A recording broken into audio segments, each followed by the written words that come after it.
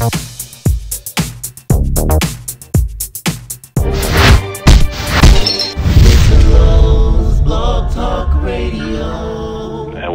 everybody. I actually have a great, well, I always have great people on my show. What am I saying? Why am I even going to explain this to you people?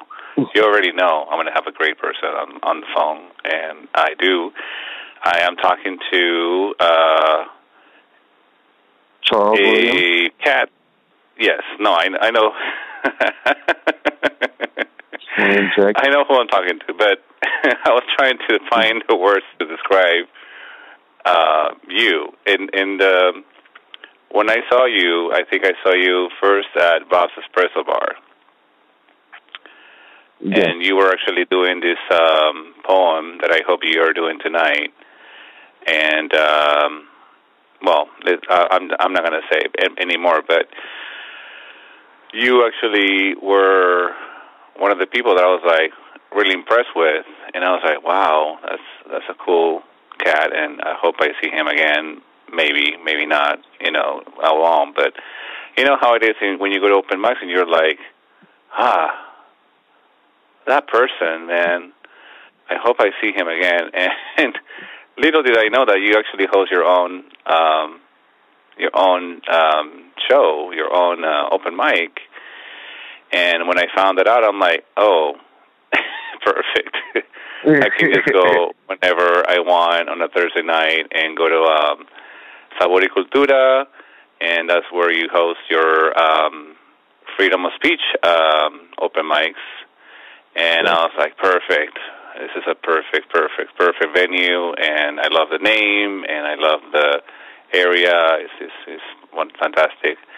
So, anyways, without further ado, I want to actually welcome Charles Williams, and I want to say a very, very happy birthday to you. Thank you, man. This is a great birthday gift, great surprise birthday gift, needless to say, and definitely appreciate the fact that, having me on your show and being able to bless it with good energy and good talk and good poetry as well, too. And I guess that could be subjective. You never know who's listening. Everybody has their own personal taste. But but I feel that, everybody got the own personal taste. Take it from me, he's great. Take it from me, guys. He's phenomenal. But, like you say, it was really impromptu. It was like, are you on? Yes. Great. Do you want to be on the show? What? That's how it was. So yeah, it's like, okay, cool, let's do this. Yeah, it's like no safety net, and I say this because I am a control freak, and if it's not,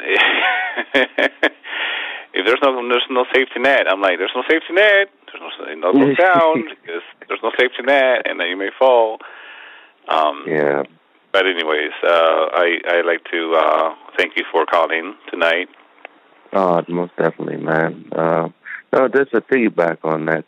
This more so, I think this year, I am in a state of just go for it, because I do tend to overthink things a lot, overanalyze things, and, come up with 50 million possible scenarios and how things might turn up. And I just more so now, we'll just go for it. Just live and learn from the experience, because you have all this experience of thinking about it. Now take the experience of just diving in. And, things such as this, and when these opportunities arise, feel like it's best to take them, especially if it's something positive and resonates with you, and you get to talk to good people like Victor. Like, why not?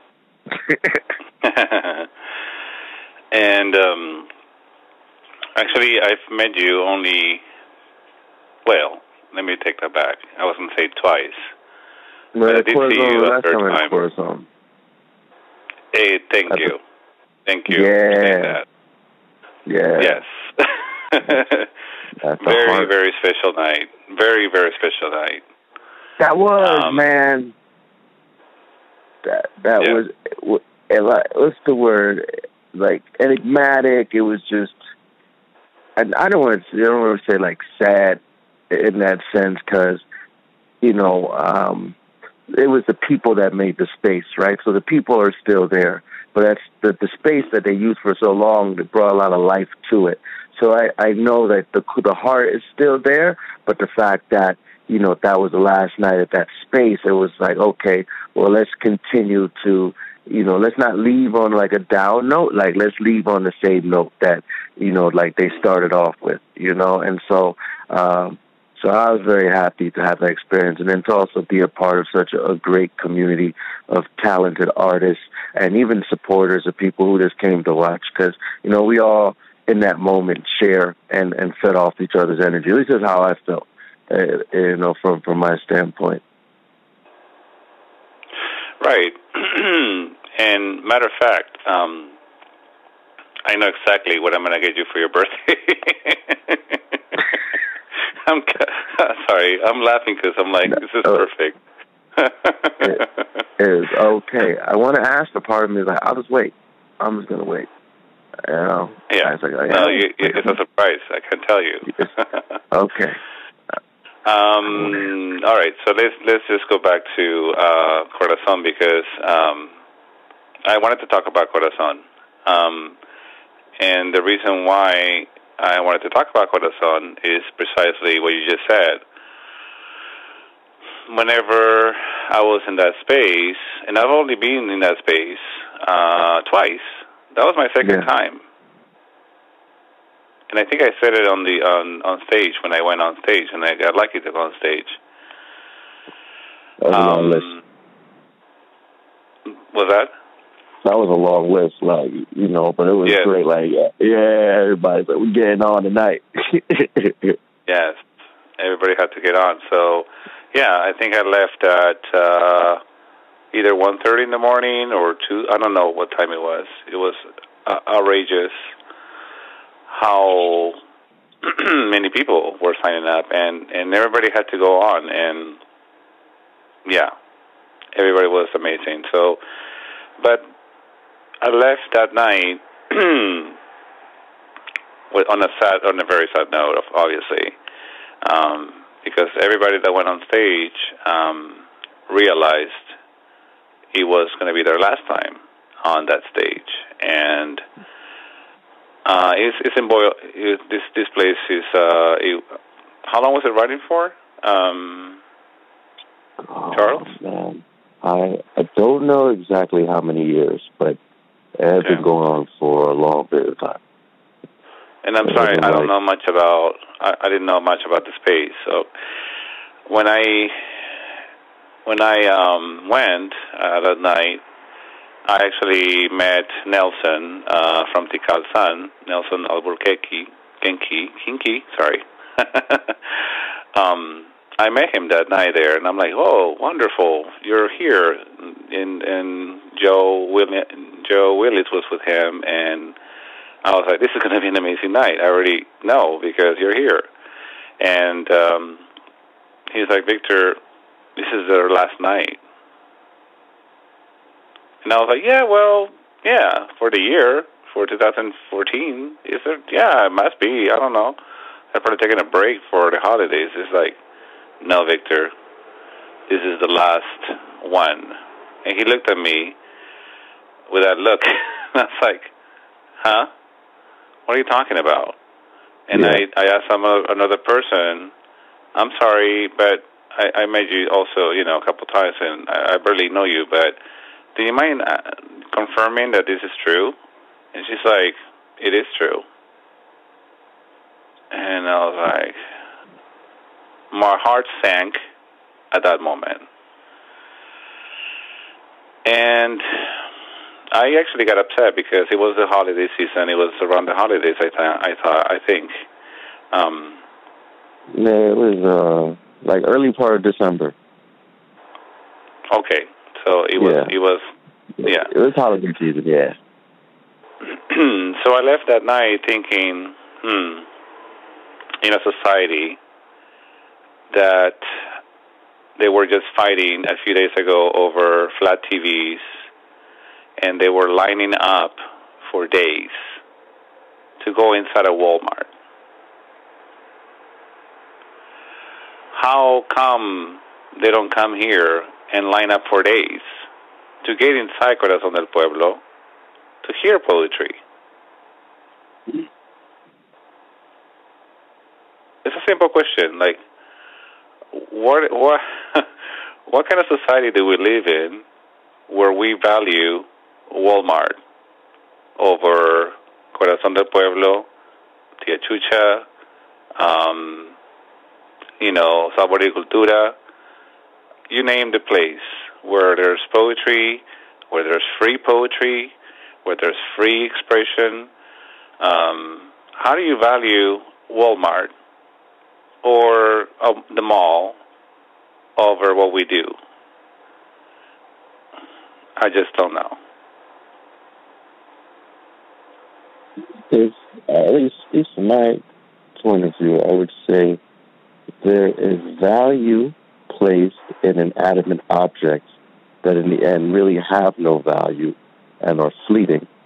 However, something that is priceless, which would be art that are created at this place by all those artists that go there, I think people take advantage of and don't realize the value, the real value that has. Because that's something that's tangible.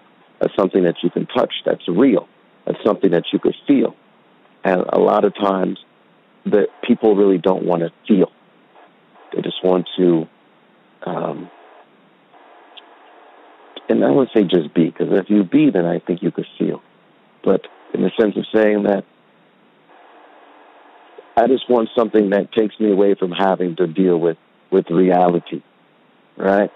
So, yeah, let me go get this TV, watch these shows, let me go get this boom bunches, whatever it is, or whatever these objects are, where it's like you can come and get the realness. You don't have to be sitting in your living room or your couch.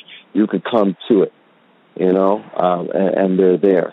And then for us, too, like even for me as an organizer, it's good for me to go out to spots or go to different places to let these people know, like, hey, there's something going on over here as well. In terms of, I don't say like marketing or promotion in that sense, but in terms of just spreading the word, man. Because there's people out there that want it. And, I mean, of course, you might go to the net, we might have posted it places, but I do know that word-to-word communication, that's more effective. Because then people could see you. They could feel you. Same thing like those objects. You really can't see them or feel them, but like the art itself, like coming from these places, that's something you could feel, you could touch. Those are real people. You can come talk to us. We could share with you like we're doing right now. Right, and to add to your commentaries, that I have learned the power of the word. That I and I'm laughing because I said this to somebody earlier, a 17-year-old, who touched me with his words, and I was like, wow.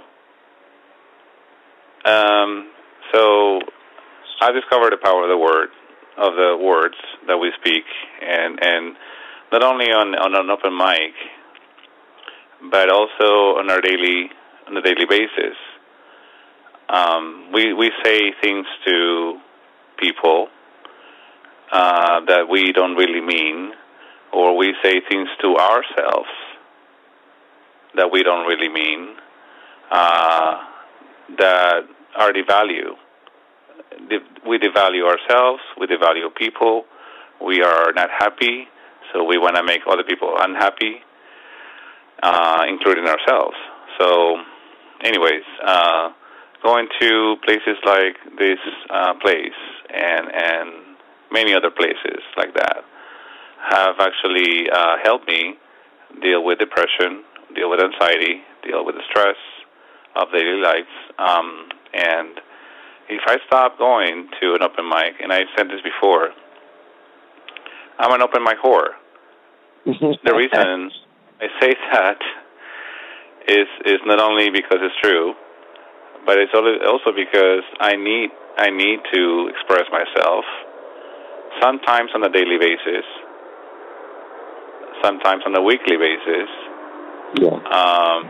But if there was a time where I didn't go to an open mic, and this has happened before, and if there was a time where I didn't go to an open mic, and this has happened before, and if there was a time where I didn't go to an open mic, and this has happened before, and if there was a time where I didn't go to an open mic, and this has happened before, and if there was a time where I didn't go to an open mic, if I don't go to an open mic for more than a week,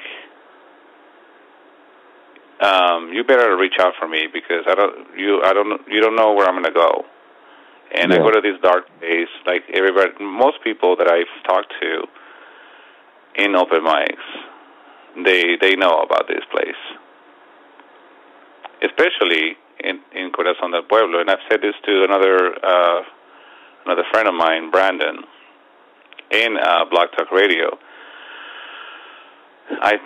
We made a comment about how people go on stage and they say the same thing. They say, I am depressed, or I was depressed, or I am going through something, and this is the only outlet that I have.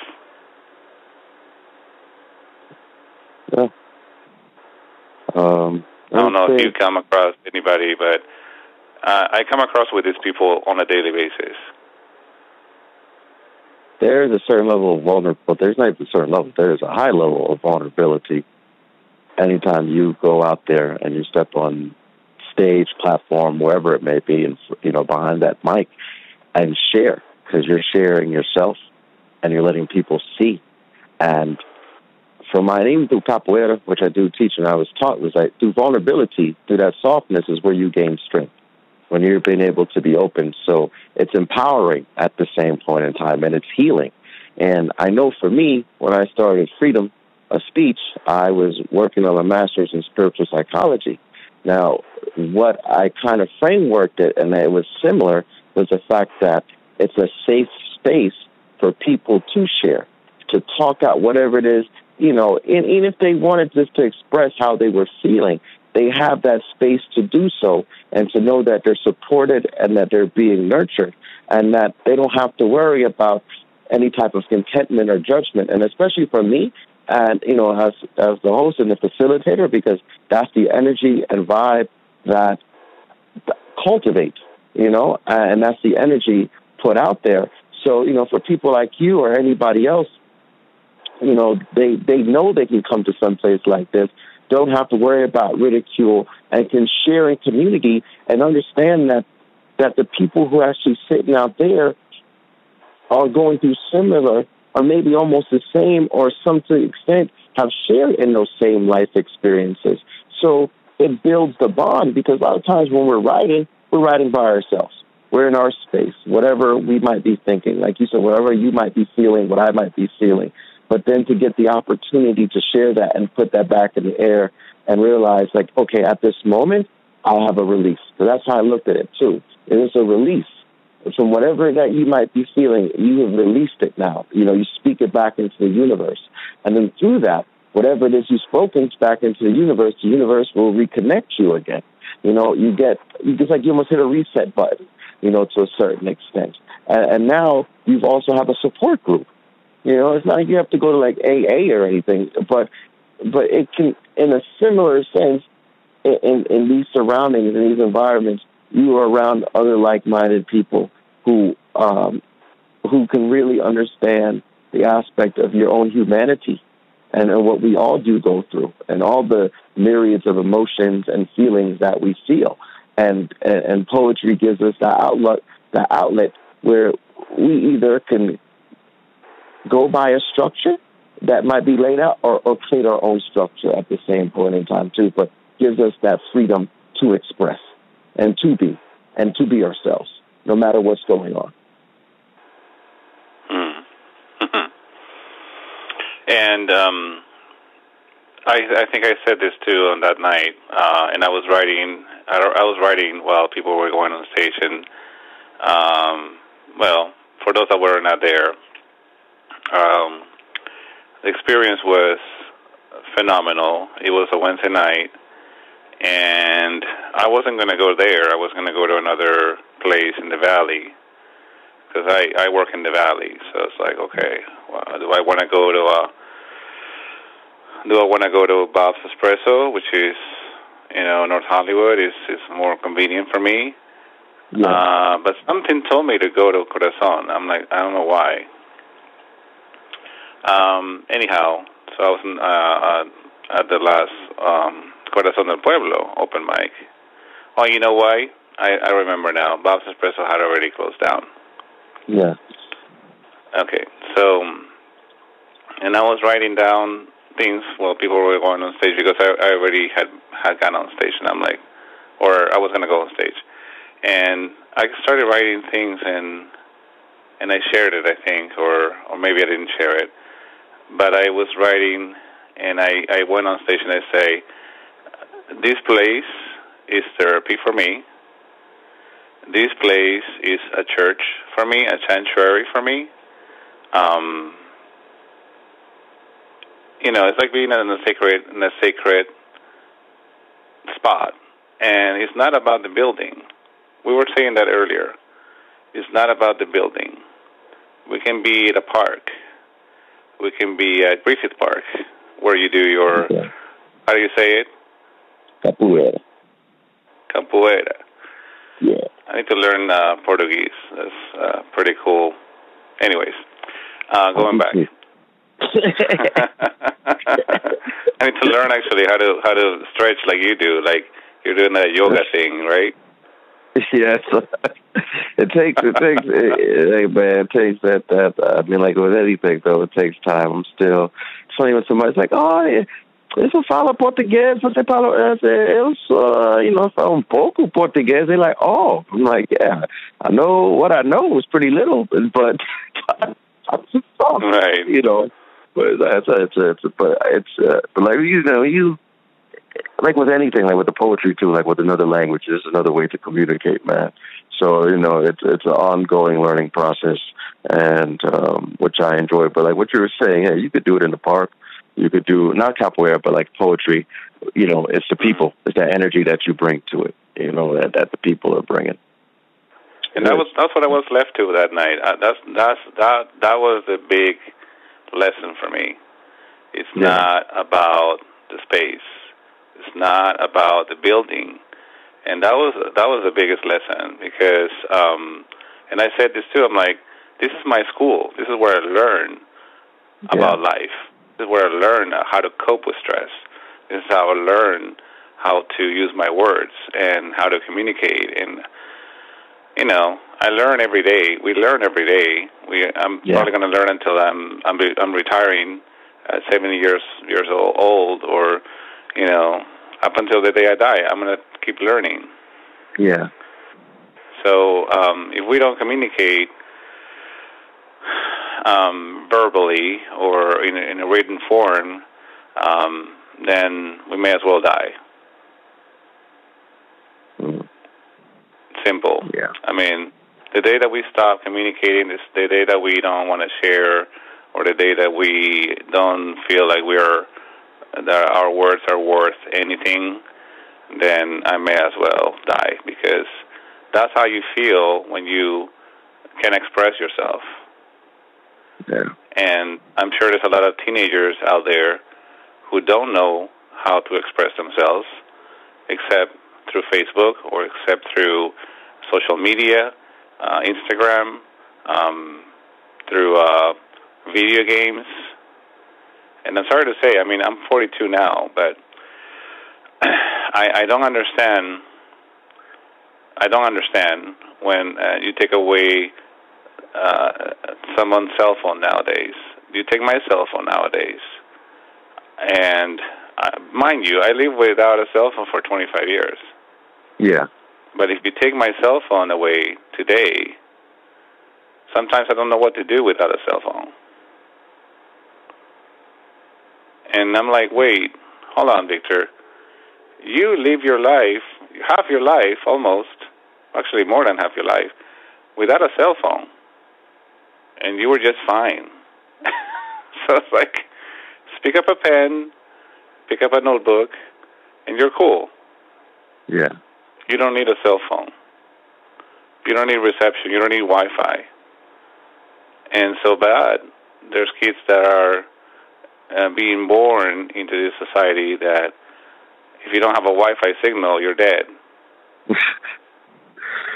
Yeah.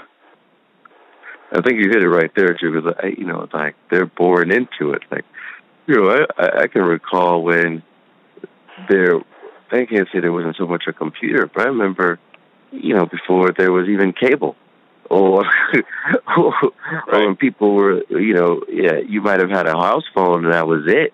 And, then all of a sudden, like, them beepers came along. So to see that progression, I'm like, you're actually bored into the fact where, oh yeah, when I see little kids with cell phones or other gadgets, like I see them with an iPad or something. So that's their reality. But in sense of like, how can I say it? There might be programs on there which I understand might be productive, right? Might help them learn to that extent. Maybe grasp certain concepts, like we were talking about. They might learn a new language. There might be a poetry program on there or something, right? But I remember a couple of years ago while I was here in Jersey, a friend of mine, his son was 4. That was the first time I met the son. Now they were playing a video game. They were playing one of these first player shooter games, almost like Call of Duty or something. And I was like, man, this little kid is pretty good. I'm like, man, I was like, oh, just he's like, yeah, my son's like 4 or 3, he's either 4 or 3 years old. And I was like, wow, that's phenomenal. And then I asked him afterwards, and I wasn't doing this to berate the kid. I just wanted, I said, so, oh yeah, does he know his ABCs? The kid didn't even know his ABCs. And I was like, wait, yeah, so he could play this video game, but you don't even know how to spell his own name? I was like, something don't seem, I'm not here to give anybody parenting advice or anything like that, but it just, for me, that didn't resonate with me. Something that seemed kind of off with that, So, yeah, you do have a generation or people who are growing up like that. And I'm not saying all of them, because that would be wrong to put everybody, at least for me, to put everybody in a box like that. But there's a certain sector of people in society that's how they're growing up. Wow. And then what you're saying too, then if that's happening, then how are you even relating to the world, on a cellular level? Because you're not. You're just relating to whatever you're digesting. I mean, ingesting, which is just information, which in the end doesn't have real value. Right. Now, unless that kid goes and joins the military at 6. that probably will and end up dead. So but then too, I was telling somebody the other day, in its own way, I want to say like maybe it's pre-programming for certain future occupations. And I remember when we were a kid, I used to love G.I. Joes. I'm not going to deny that, right? I'm not going off topic here. But then I got older and I realized, I was like, oh, well, they give all the girls, Barbies. like, that's what I was saying. They give them the Barbies, they give them the baby dolls. And I was like, oh, so we're creating gender roles. You know what I'm saying? You're supposed to be at home taking care of the kids, maybe looking good, get the Barbie dream car and the dream house, and we're supposed to be out here fighting. Like where's the value in that life as well too? So yeah, man. So like what you said, having these platforms where we can share with each other and open with each other, and then I enjoy when I see the youth come in. I had opportunity where a guy was doing a high school program, and he brought his students to freedom. And they had opportunity to perform whatever they wrote. As well too, or workshops I conduct, elementary school kids, and then they're like, well, Charles, do I? I'm like, no, it's your voice, and that's the point. We're going to find your voice. You don't have to sound like anybody else. You can sound like you, and that's okay, and to help them find that value and that confidence in themselves. And I'll never forget this young lady's mother at the end came up after their, I don't want to call it recital, but after they performed their pieces, she came up and she cried and she thanked us. She was like, our daughter is very quiet, very introverted, and, for her to speak in public, that's something we thought she would never do, and so we appreciate that, so it just, certain life skills or certain, I wouldn't attribute getting that from a video game. Right? Wouldn't attribute that from being on my cell phone all day, because you're not communicating with anybody other than a virtual device. But now we have the human connection, which is something that's infinite and lasts so much longer, because now that impression that young lady has, whatever confidence she's gained from that, and then also the perception of her parents have changed of her, you know. I mean, they were wishing, like, oh, I wish she could be more this, but now they see that she already is, just needed some maybe type of motivation or other guidance as well, you know. And so they were extremely proud. So that just changed the whole paradigm of their relationship. Yeah. You know? So, yeah.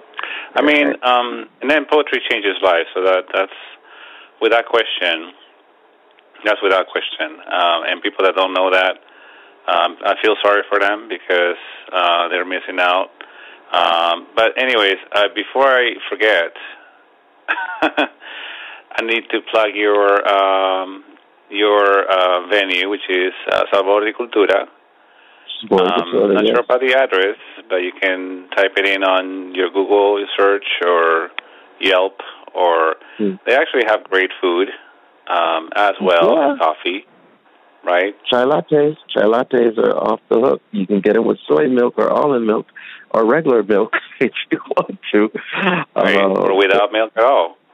Without milk at all. Yeah, why not? You know, just and then they have great food items. I'm a health nut, but I still like sweets, so I love the bars. The creme brulee bar is great. The lemon bars are awesome as well too. So yeah, in that regard, they also have healthy lemon items. Bars sounds good right now. Oh, lemon bars are at 2 in the morning. It sounds great. Oh yeah, man. You're probably at 5 a.m., right? Is that the time over there? Yeah, it's 5 a.m. right now. It is. And it's snowing, right? It snowed last night, but there's snow outside. Like, you could see it. It's still there. Like, I walked through it. I felt it. I even threw a snowball today. Whoa. I picked it. It was like, I didn't make any snow angels, though. We had to stop somewhere. You know, I was like, we're not going there. But if, but yeah. That's overrated. It is overrated, yeah. Nobody wants to be wet right now. Cold outside, but, Well, meanwhile, in the 170 freeway here in the valley, I was driving yesterday, and there were tumbleweeds. Oh, you saw tumbleweeds, man. Going on the freeway. And I was like, wait a minute, where are we, in Kansas? Like, the wind was going crazy. People don't know how to drive either in the wind. So there was an accident. And so I was like, wow, kind of awesome, actually. And if I saw a cow, I'd be like, oh, my God, there's a cow? Okay. If you go up to Ventura County, though, you drive, keep going north to Ventura County, you'll see some cows. I went to Ohio. Not flying cows. No. No Wizard of Oz. No Wizard of Oz going on. Yeah, if you saw that, I probably. And before we go, because we actually have like not even 10 minutes left. Before we go, I would actually take it down with one of your pieces, if you don't mind. Okay. Now, which was the one that you heard that you liked? The one that you did on is... the one I did. Okay. Why are you stereotyping me? A stereotype. Why they stereotype me. Okay. All right. There we go. Why are they stereotyping me? I'm not a stereotype, Panasonic or Sony, but they're talking about me, then they must be groupies. But on the contrary, I don't know them, and they certainly don't know C. Whale, and I feel they're playing me tight like a wedgie. Spreading lies about me like confetti, got me twisted like confetti. No, because I'm black, I am not related to Nelly, and I did not play a part in Juice, New Jack City, or Belly. Wait a second, they're hilarious and silly, but on the really, they need to be 76 like Philly, because on the daily, their nonsense needs to be popped like a wheelie. Now, why are they stereotyping me? The other day I was wearing a kufi, and somebody said I resembled one of those terrorists on TV. The hijacked United Airlines Flight 93. Desperate have hit the White House of Washington, D.C. One hit the Pentagon and two flew in the TWC. Not because of mistaken identity. I'm the enemy and me and Osama should be both floating out in the sea. Lord knows that if I was wearing a dashiki, they'd probably peep in their pants. They'd be ashamed of their ignorant arrogance. That's traditional tie worn by Africans of all traditions. For smart as they claim to be, their brains are smaller than little people's hands. So, why are they stereotyping me? I see. I'm the reason they moved to a gated community.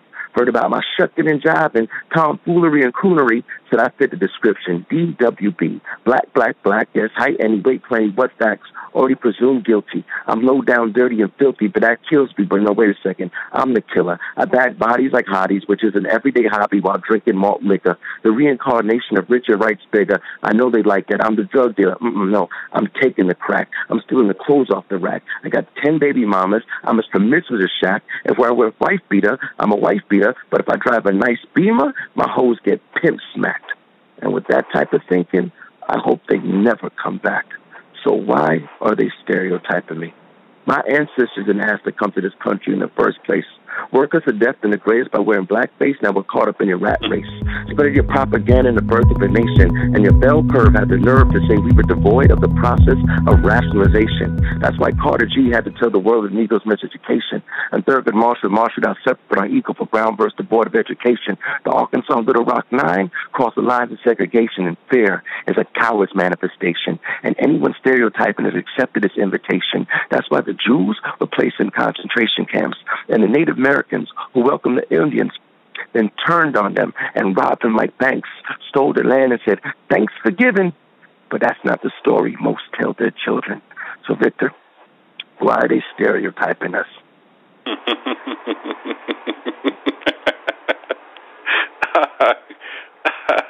I love it. I have to play this over and over. You know that, right? Nah, man, go ahead. Go ahead. Anyways, go ahead. Whoever didn't get that,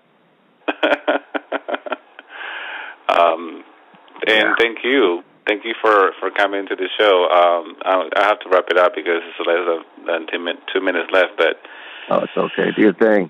Oh man, this is amazing. I can't stop laughing. This is awesome. Well, man, I'm glad that we made this happen in 2 minutes? You were like, "Ben, we're gonna do this." Boom, boom, bam, and we were on it, and we knocked it out.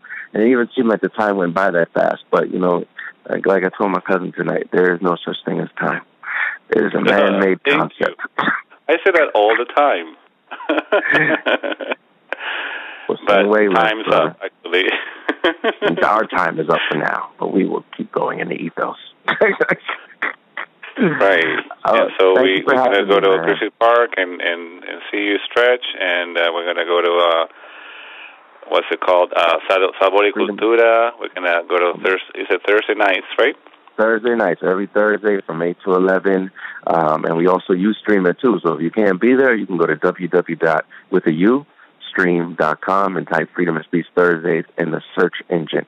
And the videos will be up there for 30 days because we are not buying the bonus package. So all you artists, after you perform, you could download the video. Okay. Just like I'm not buying Block Talk Radio time right now, so that's why we have to go so early. But, yeah. Anyways, we have another day. Tomorrow's another day. And we have another guest tomorrow, so I don't know who that is, but he will be, or she will be amazing. Yes, they will. But you'll have Victor, and he is superb. He's on it. Yes, we are superstars. Yes. Okay, well, continue having a great birthday. I hope this was everything you hoped for, and if it wasn't, then when you get your present, you'll realize it is the best present ever. All right, my brother. This was an amazing birthday. Way to put the cherry on top of the cake right now. Thank you so much. Yes. All righty. All right, brother. You have a good night, man. That was Charles Williams. I'm sorry? Yeah, have a good night, brother. Or good morning. Okay, you too. Good morning, exactly. All right.